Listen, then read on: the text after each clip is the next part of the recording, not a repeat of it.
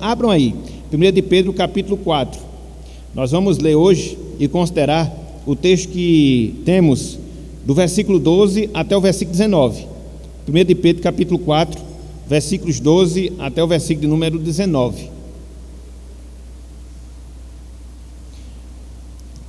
Os irmãos que estão em casa também podem abrir as suas Bíblias. Acompanhe conosco, deixe sua Bíblia aberta, porque a gente vai concentrar nossa atenção nesse texto. 1 de Pedro 4, versículos 12 até o versículo número 19. Diz o seguinte: Amados, não estranheis o fogo ardente que surge no meio de vós, destinado a provar-vos, como se alguma coisa extraordinária vos estivesse acontecendo.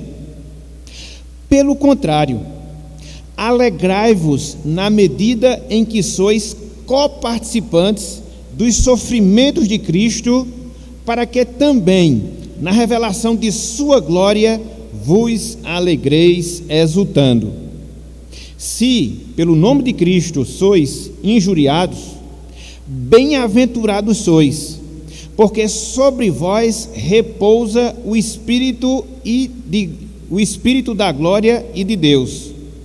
Não sofra, porém, nenhum de vós como assassino, ou ladrão, ou malfeitor, ou como quem se intromete em negócios de outrem. Mas, se sofrer como cristão, não se envergonhe disso, antes glorifica a Deus com esse nome, porque a ocasião de começar o juízo pela casa de Deus é chegada.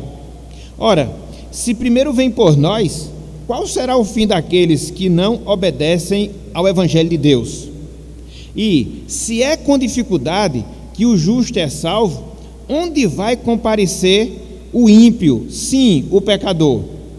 Por isso também, os que sofrem segundo a vontade de Deus, encomendam a sua alma ao fiel Criador na prática do bem. Até aqui, até o versículo 19. Que o Senhor nos abençoe e que Ele aplique a sua santa palavra em nossos corações. Amém. Meus irmãos, minhas irmãs, meus amigos, minhas amigas, a vida cristã, a nossa vida com Deus, a nossa vida com Cristo, ela pode ser comparada com uma luta, ela pode ser comparada com uma batalha, como uma guerra, para dizer de maneira mais clara, para dizer de maneira mais específica.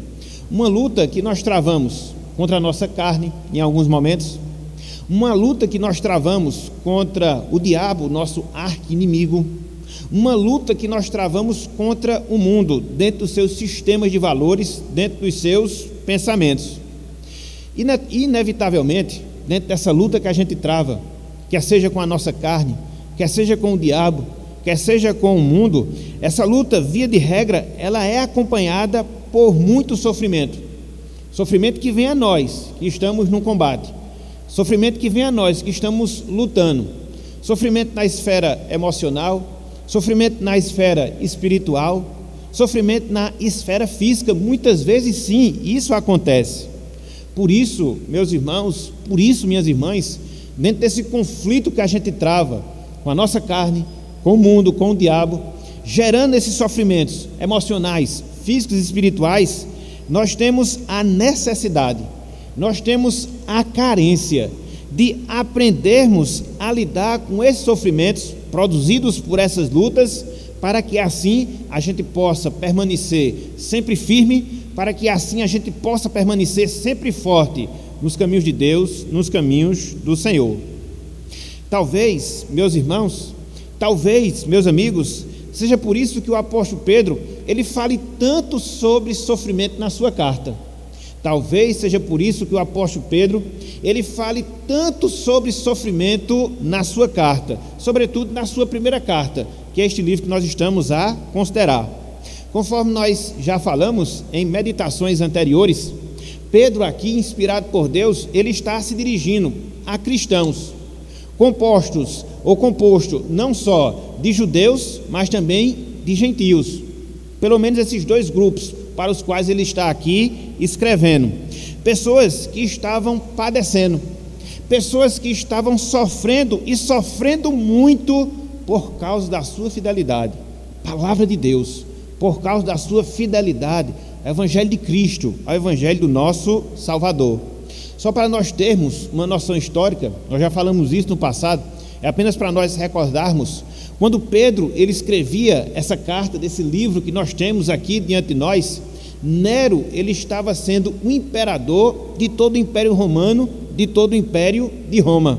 E conforme nós sabemos, e a própria história nos mostra isso, Nero foi o imperador mais cruel que já existiu em relação aos cristãos, em relação ao povo de Deus aqui na terra. Por quê?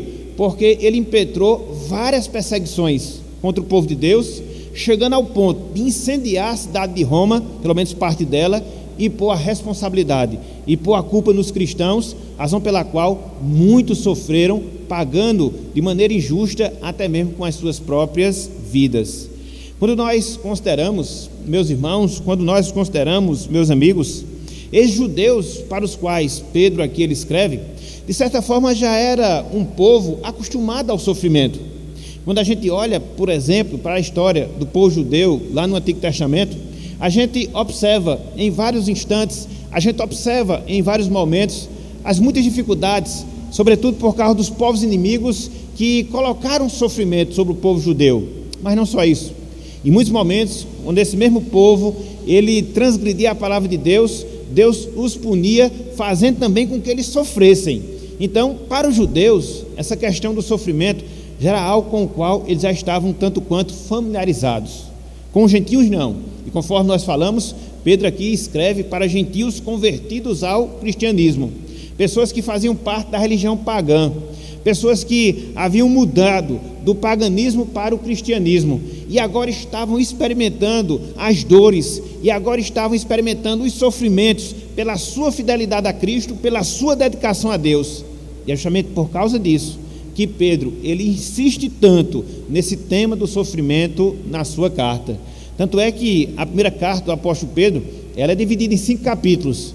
E em cada um dos 5 capítulos você vai encontrar referência e ensino da parte de Pedro quanto à questão do sofrimento, quanto à questão do sofrimento cristão. Eu não vou ler, mas apenas citar. 1 de Pedro, capítulo 1, versículos 6 e 7, Pedro fala de sofrimento. No capítulo 2, versículo 19, Pedro fala sobre sofrimento. No capítulo 3, versículos 3 até o versículo 14, Pedro fala sobre o sofrimento. Aqui, no capítulo 4, versículos 13 até o versículo 16, Pedro fala sobre sofrimento. Um pouco mais adiante, no capítulo 5, versículos 8 até o versículo 9, Pedro também fala sobre o sofrimento. Então, por que isso? Por que essa insistência nesse tema? Por que isso? Porque está falando continuamente acerca desse assunto, justamente para poder confortar os irmãos para os quais ele está se dirigindo. E repito, sobretudo os cristãos gentios que estavam lidando com essa nova realidade. Uma religião, no caso a religião cristã, que pelo fato da fidelidade, que pelo fato do zelo, fazia com que eles sofressem, e sofressem muito por causa de Cristo. Assim, meus irmãos, assim, meus amigos, na noite de hoje, eu queria que nós considerássemos algumas atitudes. Na noite de hoje, eu queria que nós considerássemos algumas ações que eu, você, todos nós devemos ter em meio aos sofrimentos pelos quais nós passamos em nossa vida. E quando eu falo sofrimento, eu não estou falando sofrimento de maneira geral, eu não estou falando de sofrimento no sentido generalizado, não, mas aquele sofrimento específico que eu, você, todos nós, pelo menos em um dado momento da nossa vida, sofremos por causa de Cristo, sofremos por ser fiel a Deus, sofremos por ser dedicados ao Evangelho. Quem aqui não já passou por uma situação assim? Quer seja no seu trabalho, quem aqui não já passou por uma situação semelhante? Quer seja na sua família? Quem aqui não já padeceu o sofrimento por causa de Cristo dentro do contexto da sociedade? Então, via de regra, quanto mais fiéis nós somos, via de regra, quanto mais dedicados ao Senhor nós somos, uma coisa a gente pode ter certeza: nós iremos experimentar o sofrimento na nossa vida. E o que fazer diante dessa situação? Quais as atitudes que nós devemos ter em meio a essas circunstâncias? O que fazer? Então, com base nesse texto, eu queria que nós trabalhássemos 1, 2, 3 ações, 1, 2, 3 atitudes que nós devemos ter em meio ao sofrimento que nós padecemos por causa de Cristo. Por isso, o título da nossa mensagem: combatendo o sofrimento. Combatendo o sofrimento. Foi aquilo que nós falamos. Nós travamos um combate contínuo na nossa vida, contra o mundo, contra a carne e contra o diabo. Sofremos espiritualmente, emocionalmente e às vezes até fisicamente. Então, diante desse quadro, diante dessa situação, o que é que a Bíblia me diz? Qual a orientação que ela me dá para que eu possa combater esses sofrimentos que muitas vezes, continuamente, se fazem presentes na minha vida? Quais são as atitudes? A primeira delas, meus irmãos, meus amigos, nós não devemos nos surpreender diante dos sofrimentos. Nós não devemos nos surpreender diante do sofrimento. É a primeira postura, é o primeiro comportamento. Não devemos nos surpreender diante do sofrimento. Vejam aí o que o apóstolo Pedro fala no versículo 12, 1 de Pedro capítulo 4, versículo 12. Preste atenção ao que nos diz aqui a palavra do Senhor. 1 de Pedro 4, 12. Diz o seguinte: amados, não estranheis o fogo ardente que surge no meio de vós, destinado a provar-vos, como se alguma coisa extraordinária vos estivesse acontecendo. O que é que nós encontramos aqui, meus irmãos? O que é que nós enxergamos aqui, meus amigos? A exortação que Pedro faz para que nós não nos surpreendamos diante das perseguições que nos fazem sofrer. Esse aqui é o resumo do versículo. Pedro aqui nos exorta a não nos surpreendermos diante das perseguições que surgem nas nossas vidas e que, via de regra, nos torturam, que, via de regra, nos fazem abater, via de regra, nos fazem sofrer. Essa expressão que ele usa aí no versículo 12, fogo ardente, diz respeito justamente a isto: as tribulações, as perseguições que aqueles irmãos no passado, eles estavam experimentando, eles estavam atravessando por causa do Evangelho. E esse fogo ardente, essa tribulação, essa perseguição que estava sendo imposta aos cristãos, estava causando justamente isso, causando dor, causando sofrimento, causando amargura.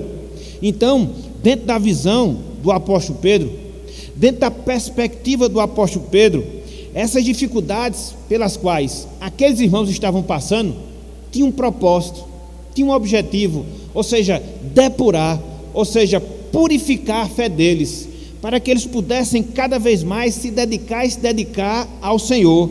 Por isso que Pedro fala em fogo ardente que surge e que surgia no meio deles, destinado a prová-los. A palavra provar aqui era aquele expediente que os ourives, aquelas pessoas que trabalhavam com ouro, eles fazem de quê? De submeter o ouro ao fogo para extrair as suas impurezas e para deixar um ouro puro, um ouro verdadeiramente valioso. Então, na perspectiva, na visão do apóstolo Pedro, era justamente isso que estava acontecendo àqueles irmãos. A provação que eles estavam sofrendo, as tribulações que eles estavam enfrentando, era esse fogo ardente que estava depurando, purificando a fé deles, para que eles pudessem estar cada vez mais prontos para servirem a Deus, para servirem ao Senhor. Deus, na sua soberania, estava permitindo que aquilo ali acontecesse. É justamente por causa disso que Pedro ele faz essa exortação: vocês não fiquem admirados, vocês não fiquem surpresos, vocês não fiquem boquiabertos diante da situação, que é difícil, eu sei, que é complicado, não resta a menor dúvida, mas que tem um objetivo específico na vida de vocês: provar a fé de vocês, purificar a fé de vocês, para que vocês possam ter uma fé valiosa, uma confiança consistente, e assim vocês possam perseverar e perseverar cada vez mais na caminhada cristã. Então, essa é a exortação do apóstolo Pedro. A primeira atitude que vocês devem ter, o primeiro comportamento que vocês devem manter nas suas vidas é justamente esse: não fiquem surpreendidos, Não fiquem alarmados, não fiquem surpresos, porque isto é uma aprovação vinda de Cristo. Isso é uma aprovação permitida por Deus, para que a fé de vocês seja depurada, purificada, e vocês possam cada vez mais se firmar no caminho de Deus, se firmar no caminho do Senhor. É a exortação que Pedro ele faz aqui. E quando a gente considera, meus irmãos, quando a gente considera, meus amigos, essa exortação que Pedro faz, nós aprendemos aqui uma verdade. Nós aprendemos aqui um princípio que serve para nortear as nossas vidas. E que verdade é? E que princípio é? Simples. Deus, meus irmãos, minhas irmãs, Ele está por trás dos sofrimentos que muitas vezes a gente padece pela nossa fidelidade ao Evangelho.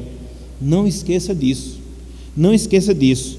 Deus, Ele está por trás dos sofrimentos que muitas vezes nós padecemos por causa da nossa fidelidade ao Evangelho.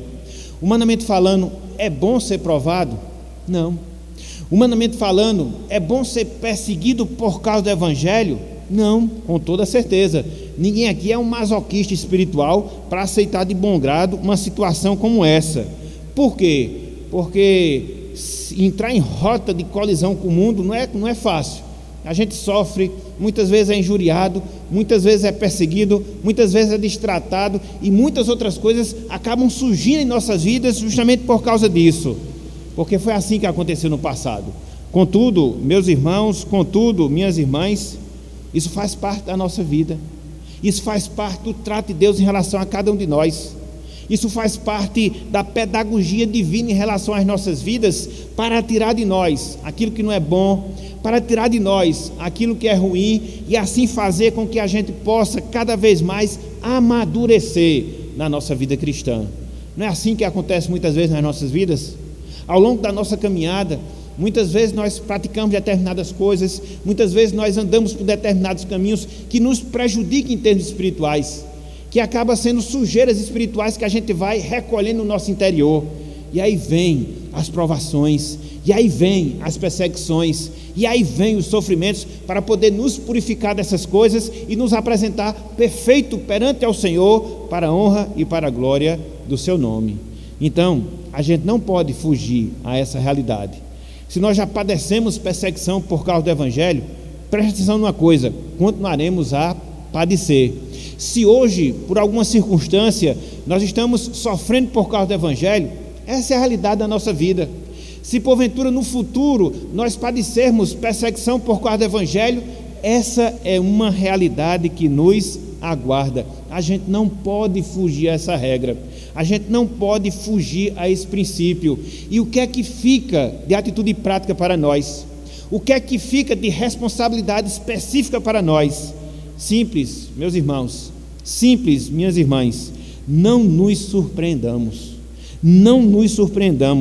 com as perseguições, não nos surpreendamos com as dores que padecemos por causa do Evangelho, por causa da nossa fidelidade a Deus, porque se não aconteceu no passado, há de acontecer no futuro, se é que já não está acontecendo no presente. A nossa fidelidade a Deus, ela sempre vai atrair consigo as perseguições. Disto você pode ter certeza, disto você pode ter toda a convicção. Na medida em que você assume o compromisso de procurar ser zeloso por Deus, na medida em que você assume o propósito de ser fiel nos caminhos do Senhor, pode ter certeza de uma coisa: as perseguições virão. E às vezes elas vêm dentro da própria igreja, principalmente no mundo que a gente vive hoje, onde para fazer o que é certo a gente tem que pedir licença, senão a gente é taxado como durão, senão a gente é taxado como intransigente. Infelizmente essa é a realidade, mas faz parte da nossa vida, faz parte do nosso caminhar cristão, faz parte do nosso andar com Deus, e é nisto que Deus ele vai trabalhando na nossa vida, e é nisso que Deus vai nos fortalecendo, e é com isto que Ele vai nos amadurecendo, para que a gente possa cada vez mais crescer na graça e no conhecimento de Cristo, o nosso Salvador. Há aproximadamente 3 semanas atrás, ou há 3 semanas, melhor dizendo, eu me deparei com uma situação que eu fiquei refletindo, e me lembrei quando estava preparando aqui essa meditação.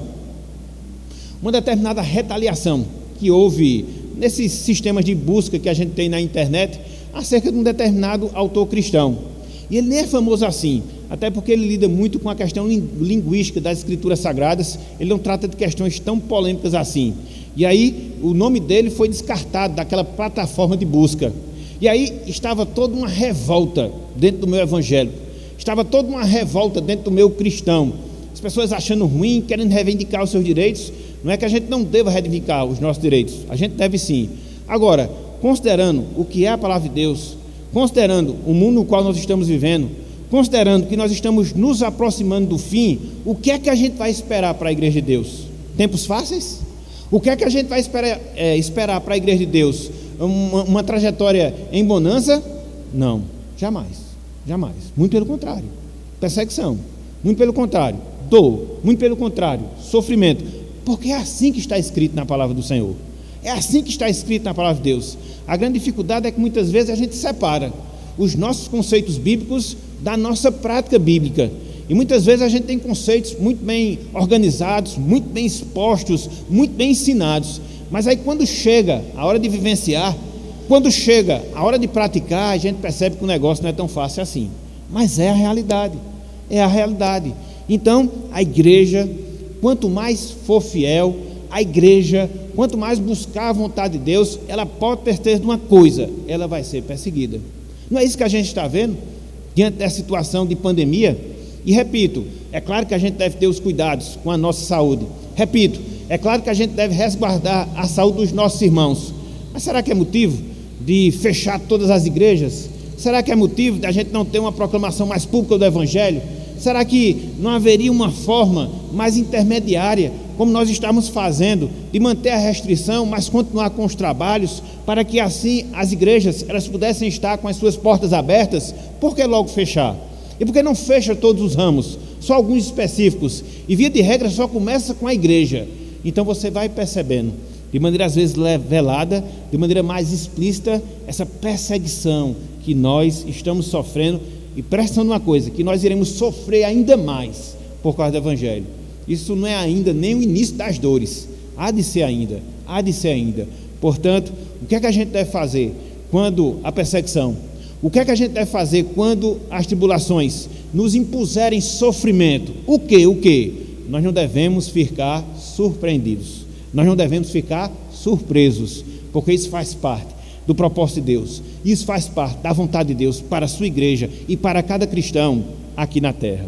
Mas não só isso. Em segundo lugar, meus irmãos, em segundo lugar, meus amigos, a segunda postura, o segundo comportamento, a segunda atitude que nós devemos ter em meio ao sofrimento é que nós devemos nos alegrar no sofrimento.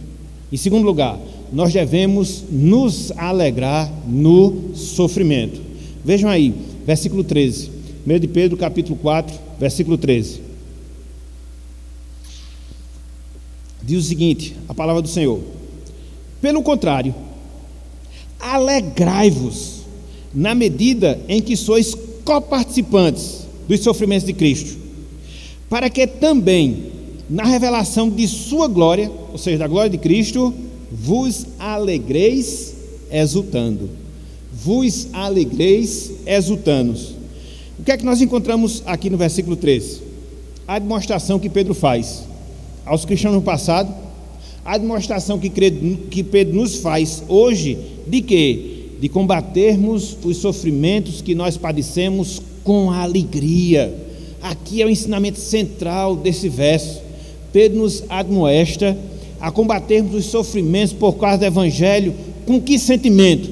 Sentimento de alegria, sentimento de satisfação, sentimento de exultação. É interessante que essa administração de Pedro aqui, ela complementa a administração anterior que nós acabamos de ver. No primeiro momento, diante do sofrimento, o que é que a gente deve ficar? Ou o que é que a gente não deve ficar? A gente não pode ficar surpreendido. Ato contínuo, o que é que a gente deve fazer? A gente deve se alegrar. Então, Deus aqui, através do apóstolo Pedro, nos orienta a respondermos com alegria o sofrimento, a respondermos com alegria a dor que a gente padece por nossa fidelidade a Deus. Eu queria chamar a atenção de uma expressão que nós encontramos aqui, logo no início do versículo 13. Veja, quando Pedro fala, pelo contrário, alegrai-vos na medida. Aqui a expressão, literalmente falando, significa na mesma proporção. Na mesma proporção. Então, se a gente passa por um sofrimento leve em relação às perseguições por causa do Evangelho, a alegria é um pouco moderada. Se a gente passar por um sofrimento maior por causa das perseguições por causa do Evangelho, a nossa alegria deve ser também correspondente a essa mesma intensidade. Essa é a ideia do apóstolo Pedro aqui nessa passagem. Responda com alegria, responda com satisfação, na mesma medida, na mesma proporção que você sofre por causa do Evangelho. E aí você pode se perguntar, mas pastor, que paradoxo é esse? Mas pastor, que contradição é essa? Como é que eu vou responder com alegria o sofrimento que eu padeço? Como é que eu vou responder com satisfação a perseguição que eu sofro por causa do Evangelho? Como? Não seria algo contraditório? Não seria um absurdo agir dessa forma? Uma contradição proceder dessa maneira? Não, meus irmãos, jamais. Não, minhas irmãs, jamais. E por que eu digo isso? E por que eu faço essa afirmação? Pelo fato de que no texto nós encontramos dois motivos. Pelo fato de que no texto nós encontramos duas razões pelas quais a gente deve responder com alegria a dor do sofrimento que é imposta por causa da perseguição em virtude do Evangelho. E quais são essas duas razões? Quais são esses dois motivos? O primeiro deles, por causa da razão em si do sofrimento. Por causa da razão em si do sofrimento. Veja o que Pedro fala, aí no versículo 13. Em que sois coparticipantes dos sofrimentos de Cristo. Sois coparticipantes dos sofrimentos de Cristo. O que é que Pedro está falando aqui? Está falando algo simples, porém muito profundo. Está falando algo simples, porém muito valioso para cada um de nós. Ou seja, em virtude de nós estarmos ligados a Cristo, e nós estamos, meus irmãos, nós estamos, minhas irmãs, ligados ao nosso Salvador, no sentido interior, no sentido espiritual. E por causa dessa ligação, nós nos tornamos coparticipantes dos sofrimentos de Cristo. Não os sofrimentos que Cristo padeceu quando estava expiando a culpa do nosso pecado lá no Calvário. Não, mas os sofrimentos que Cristo padeceu por estar fazendo a vontade de Deus, assim como de fato Ele fez ao longo de todo o seu ministério aqui na terra. O que foi que Ele atraiu para si? Perseguição. O que foi que Ele atraiu para si? Sofrimento. O que foi que Ele atraiu para si? Dores. Então, na medida em que eu sou um só com Cristo, na medida em que eu faço parte do corpo de Cristo, eu me torno também coparticipantes do mesmo, eu me torno coparticipante do mesmo sofrimento. Então, em virtude de nós estarmos ligados a Cristo, em virtude de nós estarmos atrelados ao nosso Salvador, nós experimentamos não só das suas bênçãos, mas nós experimentamos também das suas perseguições. São os dois lados de uma mesma moeda. Então, eu estou conectado a Cristo? Sim. Eu estou desfrutando de comunhão com o Salvador? Com toda certeza. É bom, não resta a menor dúvida, porque eu experimento das bênçãos espirituais que Cristo Ele reservou para mim.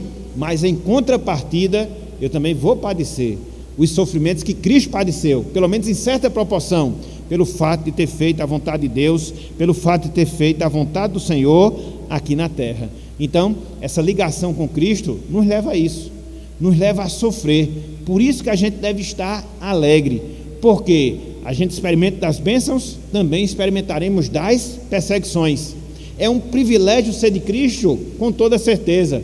É uma bênção fazer parte do corpo de Cristo, não resta a menor dúvida.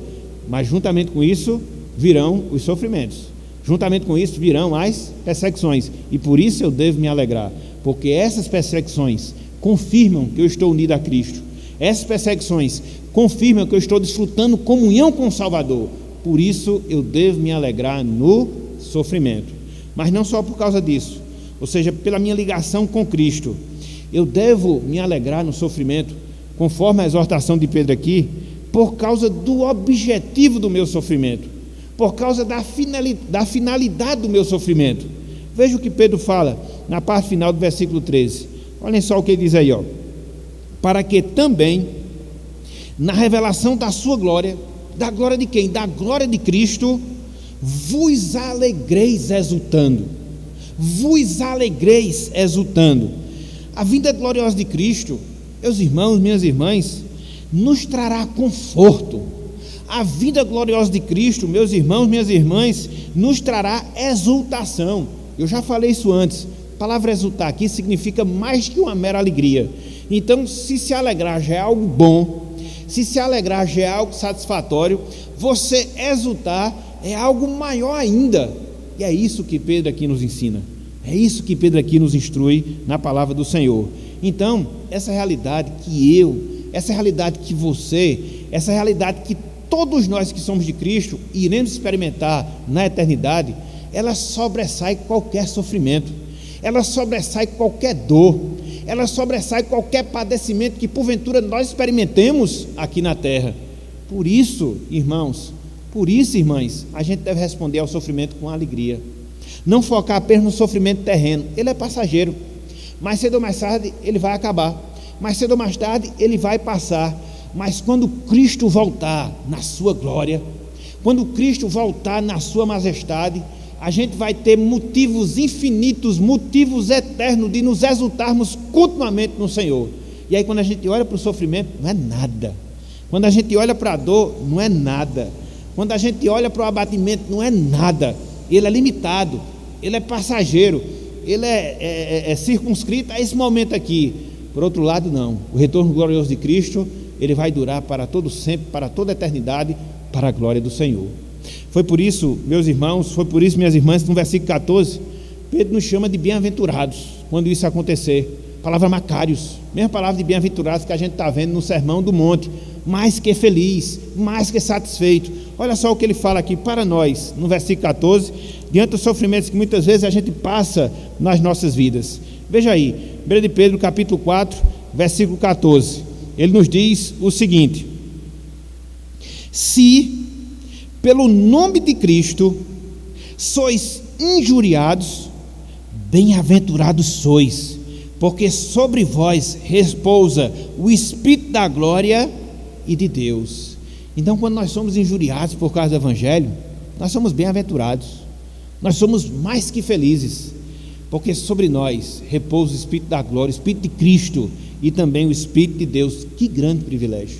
Então, quando você olha para o sofrimento dentro dessa perspectiva daquilo que você é e daquilo que você será, então fica tudo mais facilitado, fica tudo mais claro, para que assim a gente possa enfrentar essas dificuldades e sofrimentos que muitas vezes, de fato, nós enfrentamos em nossas vidas.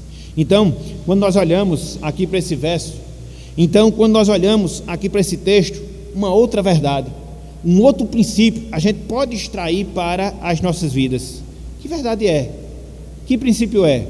Simples, a compreensão, meus irmãos, a compreensão, minhas irmãs, de quem nós somos e de que nós aguardamos em Cristo, produz alegria no nosso coração diante do sofrimento.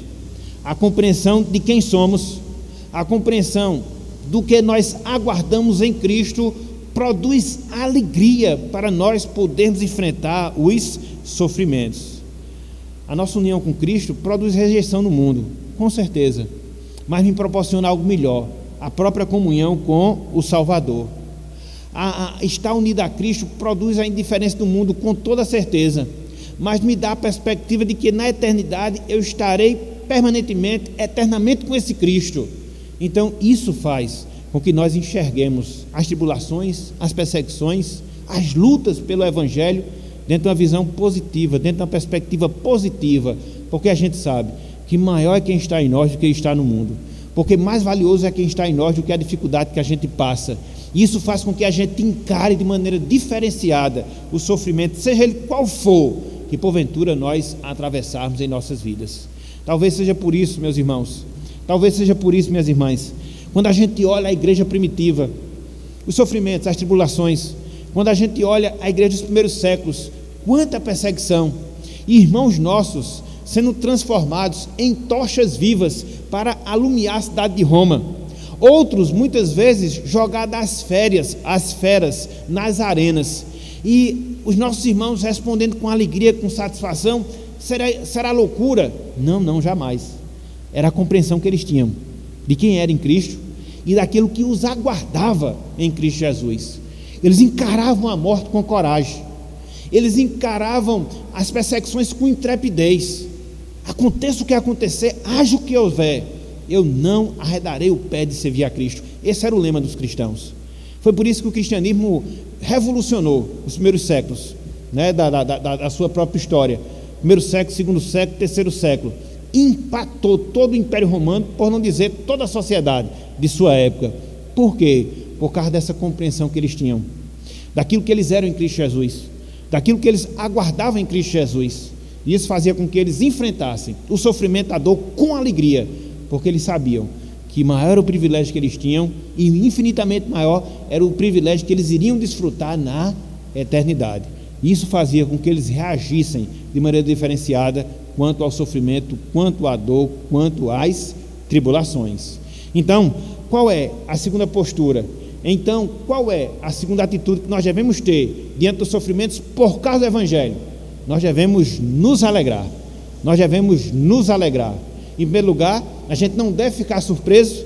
Em segundo lugar, a gente deve se alegrar.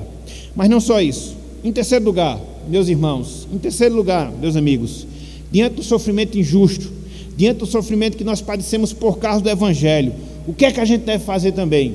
Em terceiro lugar, nós devemos glorificar a Deus. Em terceiro lugar, nós devemos glorificar a Deus. Veja aí, versículo de número 16, 1 de Pedro, capítulo 4, versículo de número 16. Diz o seguinte, a palavra do Senhor: mas, se sofrer como cristão, não se envergonhe disso, antes, glorifique a Deus por esse nome. Glorifique a Deus por esse nome. Então, o que é que nós encontramos aqui? Pedro ordenando aos nossos irmãos do passado, Pedro nos ordenando em nossos dias a glorificarmos a Deus através do nosso sofrimento, a glorificarmos ao Senhor através do nosso sofrimento. É o resumo que nós temos aqui nessa passagem. O sofrimento, conforme nós estamos falando, sendo resultado das perseguições, sendo resultado das tribulações por causa do Evangelho, por causa da palavra de Deus. A fidelidade a Deus estava fazendo com que muitos cristãos no passado, nos tempos do apóstolo Pedro, eles estivessem sendo injuriados e difamados. E aí o que é que estava acontecendo? Eles estavam se envergonhando disso, de estarem sendo injuriados, de estarem sendo difamados por causa da palavra do Senhor. Então, na sua exortação, na sua admoestação, Pedro, ele pretende justamente isso, fazer com que os irmãos entendam a necessidade que eles tinham de substituir, de trocar a vergonha por sofrer por Cristo pela glória de Deus nas suas vidas. E isso aconteceria quando eles não se envergonhassem de sofrer pelo Salvador, quando eles não se envergonhassem de sofrer por causa de Cristo. Então, quando eles se dispusessem a sofrer por causa do Evangelho de maneira voluntária, quando eles se dispusessem a sofrer pelo Evangelho de maneira disposta, eles estavam glorificando a Deus. Não estavam se envergonhando, mas estavam glorificando a Deus, estavam glorificando ao Senhor.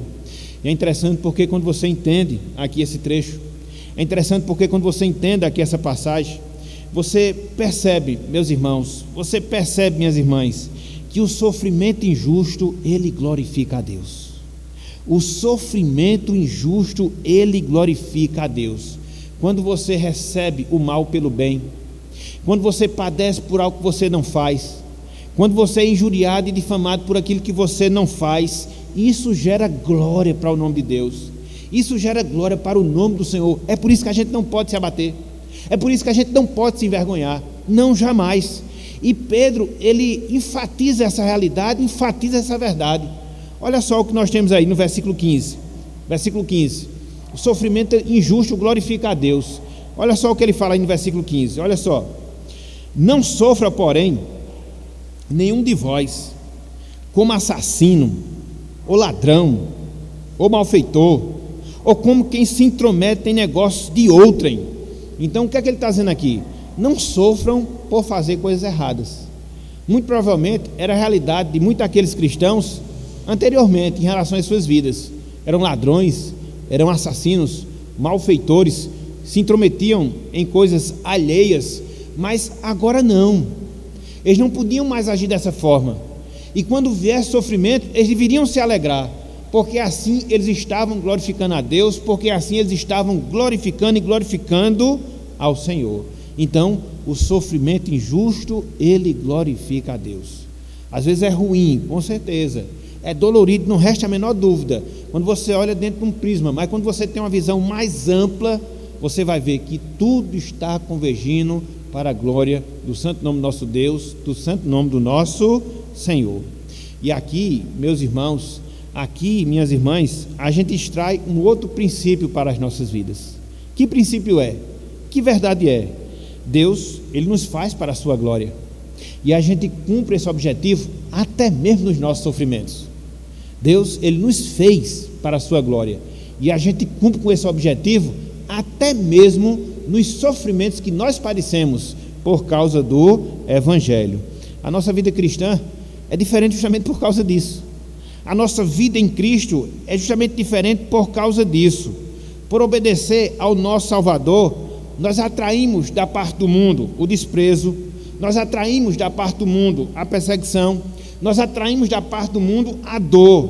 Entretanto, quando nós não encontramos nisso motivo de vergonha, Deus, Ele está sendo glorificado na nossa vida. Deus, Ele está sendo exaltado no nosso viver, e assim nós estamos cumprindo com o objetivo para o qual Ele nos salvou em Cristo Jesus. Então, tenha essa perspectiva na sua vida, tenha essa compreensão na sua mente. Na sua providência, Deus permite o sofrimento injusto em relação a cada um de nós, mas aproveite essa circunstância, aproveite esse momento e glorifique o nome de Deus. Faça conhecido aquilo que Deus fez na sua vida, faça notório a transformação pela qual Deus operou no seu viver, e assim proclame as virtudes do Senhor, e assim proclame as virtudes de Deus. Foi assim que aconteceu, por exemplo, a Silas, a Paulo, quando eles estavam presos lá na cidade de Filipos, encarcerados, depois de terem sido açoitados. E nos diz lá o registro, em Atos 16, que eles estavam cantando louvores ao Senhor, eles estavam adorando a Deus, eles estavam exaltando a Cristo, e aquela situação foi tão especial que Deus agiu de maneira extraordinária, libertando-os da prisão. É assim que Deus faz, meus irmãos, é assim que Deus trabalha, minhas irmãs. Muitas vezes a gente não entende, muitas vezes a gente não compreende, a gente só olha para a dor que padece, que de fato é aquilo que nos chama a atenção, mas ampliemos a nossa visão, possamos ter uma compreensão mais abrangente e vejamos aquilo que Deus está fazendo em nós, e aproveitemos esse momento para que Deus possa ser reconhecido na nossa vida e façamos diferença nessa vida terrena a qual nós estamos vivendo. Então, é assim que Deus exige de nós, é assim que Ele quer que nós façamos, glorifiquemos e glorifiquemos o seu santo e excelso nome. Então, nessa noite de hoje, foi o que nós vimos. Nós vimos 3 passos através dos quais a gente combate o sofrimento na nossa vida. Por quê? Porque o sofrimento é uma realidade na vida cristã. Eu me lembro muito do personagem cristão, do peregrino, das lutas pelas quais ele passou até chegar na cidade celestial. Isso é um retrato da nossa vida. Isso é um exemplo que acontece também conosco, meus irmãos, minhas irmãs, ao longo da nossa caminhada aqui na terra. Nós travaremos lutas, sofreremos por causa dessas lutas, travaremos batalhas, padeceremos por causa dessas batalhas. Tanto é quando você olha a sequência aqui de Pedro, ele vai dar pelo menos 3 explicações pelas quais a gente sofre. Veja aí, versículos 17, versículos 18, versículo 19. Versículo 17, por exemplo, o que é que ele ensina? Que a gente sofre porque Deus, Ele age corretivamente com o seu povo para posteriormente aplicar o juízo condenatório sobre os ímpios. Olha só o que ele diz aí, versículo 17. Porque a ocasião de começar o juízo pela carne de Deus é chegada. Ora, se primeiro vem por nós, qual será o fim daqueles que não obedecem ao Evangelho de Deus? Então, O sofrimento, ele abate primeiramente o povo de Deus, ele abate primeiramente a igreja de Deus para depurar os seus pecados. E Deus inicia assim a sua correção, não no sentido da condenação, porque nós já estamos salvos, para que posteriormente sim, ele possa julgar para a condenação aqueles que se rebelaram contra ele, contra a sua palavra. Então é por isso que a gente sofre, para que Deus possa trabalhar na nossa vida, tirar de nós os pecados, tirar de nós aquilo que não lhe agrada, e assim fazer com que a gente possa andar em retidão e em santidade. Mas não só isso, o sofrimento é realidade na nossa vida, porque é através do sofrimento que é consumada a nossa salvação. Versículo número 18, olha só o que Pedro fala aqui, ó. E se é com dificuldade que o justo é salvo, onde vai comparecer o ímpio? Sim, o pecador. Que coisa aterrorizante a gente encontra aqui, né? A gente sofre sim, mas a gente sabe para onde vai. E onde é que vai comparecer o ímpio, o pecador, que se rebelou contra Deus e contra o Evangelho? Então o sofrimento é a realidade da nossa vida, mas passageiramente. Mais cedo ou mais tarde a gente vai desfrutar da salvação eterna. E o ímpio? Então por isso a gente sofre, porque é através do sofrimento que Deus vai aperfeiçoando o nosso caráter, e é através desse processo de aperfeiçoamento do nosso caráter que a gente tem consumada a nossa salvação. Por isso nós sofremos. Mas não só isso, em terceiro lugar, nós sofremos porque através do sofrimento a gente encomenda a nossa alma ao nosso Deus. A gente deposita, literalmente falando, a nossa alma nas mãos do nosso Deus. Olha só o que ele fala aí no versículo 19: por isso também os que sofrem segundo a vontade de Deus encomendam, no sentido de depositar a sua alma ao fiel Criador na prática do bem. Então quando a gente sofre, e a gente sofre muito, e às vezes até mesmo com perda da vida, isso nada mais é do fato de a gente estar depositando, encomendando a nossa alma ao nosso Deus, encomendando a nossa alma ao nosso Senhor. Então o sofrimento é realidade, pelo menos por essas três razões que Pedro coloca, pelo menos por essas três razões que Pedro aqui destaca. E o que é que eu devo fazer diante do sofrimento? Eu não posso ficar surpreso. E o que é que eu devo fazer diante do sofrimento? Eu devo me alegrar. E o que é que eu devo fazer diante do sofrimento? Eu devo glorificar a Deus. São as ações práticas que Deus nos instrui na sua palavra para combatermos o sofrimento que é real em nossas vidas. Portanto, meus irmãos, minhas irmãs, voltemos cada vez mais a nossa atenção, voltemos cada vez mais a nossa visão à pessoa de Cristo, que nos prometeu o sofrimento, mas também nos prometeu conforto em meio ao sofrimento. E me vem à mente aqui aquilo que ele fala lá em João capítulo 16, versículo 33. Ele disse: no mundo tereis aflições. Foi a promessa que ele fez. A gente não pode passar esta vida como cristão, a gente não pode atravessar a nossa caminhada cristã sem que a gente não experimente o sofrimento. Isso é inevitável. Cristo fez essa promessa, Cristo deu essa instrução, mas também ele nos dá motivo de conforto, pois ele complementou: mas tende bom ânimo, eu venci o mundo. Então é ele que nos conforta, é ele quem nos revigora, é ele que nos enche de gozo, é ele que nos enche de esperança, para que mesmo em meio às tribulações, para que mesmo em meio às dificuldades, a gente possa atravessar, recebendo o suprimento necessário para que a gente possa vencer e vencer toda e qualquer tribulação. É esse o Cristo ao qual nós servimos, o Cristo que conforta, o Cristo que está ao lado do seu povo, na verdade, o Cristo que está dentro do seu povo, através do seu Espírito, que é chamado o Espírito Consolador, o nosso Paracletos, o nosso advogado, nos sustentando, nos revigorando, nos fortalecendo, nos reanimando, nos alegrando, para que a gente possa, seja qual for a dificuldade, para que a gente possa, seja qual for o sofrimento, para que a gente possa, seja qual for a tribulação, vencermos para a glória de Deus. Então essa é a perspectiva que a gente deve ter, essa é a visão que a gente deve ter. Sofrer sim, sofrer com Cristo, sofrer sim, sendo suprido por Cristo, sofrer sim, sendo vitorioso em Cristo. Foi como Paulo disse: em Cristo nós somos mais que vencedores, por meio daquele que nos amou. Então que venha o sofrimento, que venha a dor, que venha a perseguição, porque em Cristo nós somos mais que vencedores para a glória de Deus. E aquelas pessoas que porventura nos assiste nesse instante, ou que nos assistirá posteriormente, o que é que fica de desafio para você? O que é que fica de lição para você? O que é que fica? A verdade, que Cristo lhe chama para que você possa desfrutar conforto presente. Cristo lhe chama para que você possa desfrutar conforto eterno dos seus sofrimentos. Porque, meu amigo, minha amiga, o pecado ele é responsável pelos sofrimentos que a gente vivencia ao longo da nossa existência aqui na Terra. Desde que ele foi introduzido lá no Jardim do Éden, a gente não pode fugir ao sofrimento. Ele se faz presente, no menor, no maior grau, ele se faz presente, num tipo ou em outro, em nossas vidas. E o que é que você faz para enfrentar o seu sofrimento? Não só o sofrimento presente, mas o que você vai fazer para enfrentar o sofrimento eterno, uma vez que você passar desta vida para a eternidade. Só há uma solução, só há um remédio, só há um caminho para você. E que solução, que remédio, que caminho é? Volte-se para Cristo. Volte-se para Cristo em arrependimento. Volte-se para Cristo em confissão de pecados. Reconheça Cristo como Senhor. Reconheça Cristo como Salvador da sua vida. Entregue a sua vida a Ele. Clame pela sua misericórdia.